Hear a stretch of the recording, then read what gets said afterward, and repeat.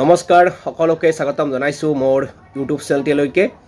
এনআইএছৰ এটা আপডেট দিব বিচাৰিছো প্ৰত্যেকজন এনআইএছৰ প্ৰাৰ্থীৰ কাৰণে ভিডিঅ'টো গুৰুত্বপূৰ্ণ হয় আপোনালোকে ভিডিঅ'টো গুৰুত্ব সহকাৰে চাব আৰু ভিডিঅ'টো শ্বেয়াৰ কৰিব আৰু যদি আপোনালোকে নতুনকৈ ভিডিঅ'টো চাই তেতিয়াহ'লে আপোনালোকে চেনেলটো সাবস্ক্ৰাইব কৰিবলৈ নাপাহৰিব যাতে ইনফৰমেশ্যনবোৰ দিয়াৰ লগে লগে আপোনালোকে ভিডিঅ'বোৰ পায় আৰু খবৰ পাবলৈ সক্ষম হয় গতিকে আহক আজিৰ ভিডিঅ'টো আমি আৰম্ভ কৰোঁ এনআইএছৰ এটা গুৰুত্বপূৰ্ণ আজি আপডেট দিব বিচাৰিছো বিটিআৰৰ এনআইএছৰ প্ৰাৰ্থীসকলে যি সুপ্ৰিম কোৰ্টৰ দ্বাৰস্থ হৈছিল সেই সম্পৰ্কে আজি এটা হিয়াৰিং আছিল সুপ্ৰিম কোৰ্টত সেই সুপ্ৰিম কোৰ্ট আজি হিয়াৰিঙত কি হ'ল সেই বিষয়ে আপোনালোকৰ লগত আলোচনা কৰিব বিচাৰিছো বিটিআৰৰ প্ৰায় 60জন প্ৰাৰ্থীয়ে যি সুপ্ৰিম কোৰ্টৰ দ্বাৰস্থ হৈছিল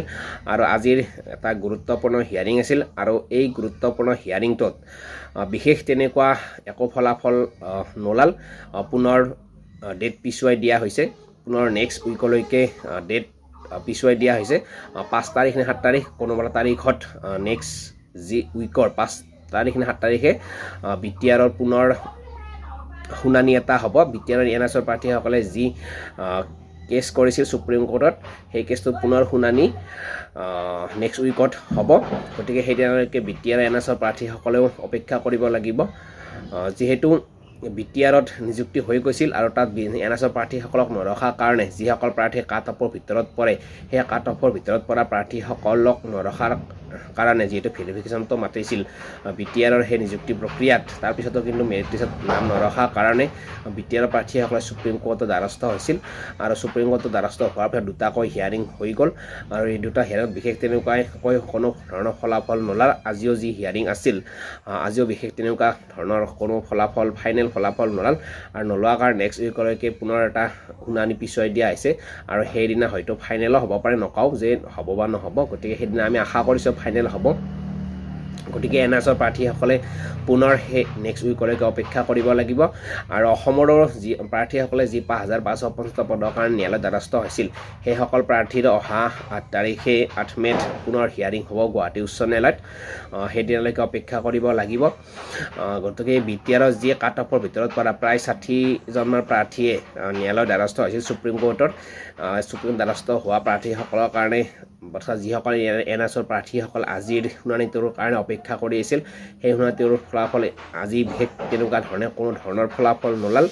পুনৰ ডেট ঘোষণা কৰা হৈছে নেক্সট উইকলৈকে প্ৰাৰ্থীসকলে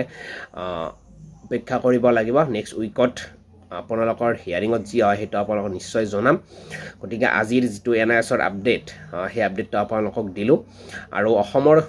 এনআইএছৰ কেছটো যি 5550 এনআইএছৰ ইনক্লুড কৰাৰ কাৰণে যুঁজি আছে এনআইএছৰ প্ৰাৰ্থীসকলে তেওঁলোকৰ 8 মে'ত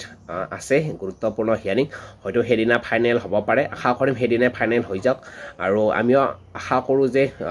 নিযুক্তি প্ৰক্ৰিয়াটো আৰু লেহেমীয়া হ'ব নালাগে বহুদিন হ'লেও প্ৰাৰ্থীসকলে অপেক্ষা কৰি থাকিব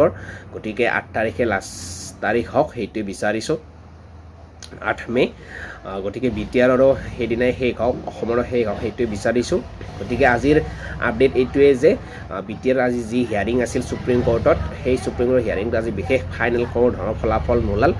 পুনৰ নেক্সট উইকলৈকে ডেট ঘোষণা কৰা হৈছে সেইদিনালৈকে প্ৰাৰ্থীসকলে অপেক্ষা কৰিব লাগিব আৰু সেইদিনা যি ফলাফল আহে আপোনালোকক নিশ্চয় আমি জনাম গতিকে তাৰ কাৰণে আপোনালোকে কাণে গৈ থাকিব আমাৰ চেনেলৰ জৰিয়তে আৰু ছাবস্ক্ৰাইব কৰিব চেনেলটো যাতে ইনফৰমেশ্যনবোৰ দিয়াৰ লগে লগে আপোনালোকে পাবলৈ সক্ষম হয় গতিকে আজিৰ এনআইএছৰ আপডেট এইটোৱে আছিল আৰু অসমৰ আপডেটটো আপোনালোকক আমি জনাম 8 মে'ত কি হয় তাৰ কাৰণে অপেক্ষা কৰক আৰু বেছি দিন নাই এইখিনিয়ে ধন্যবাদ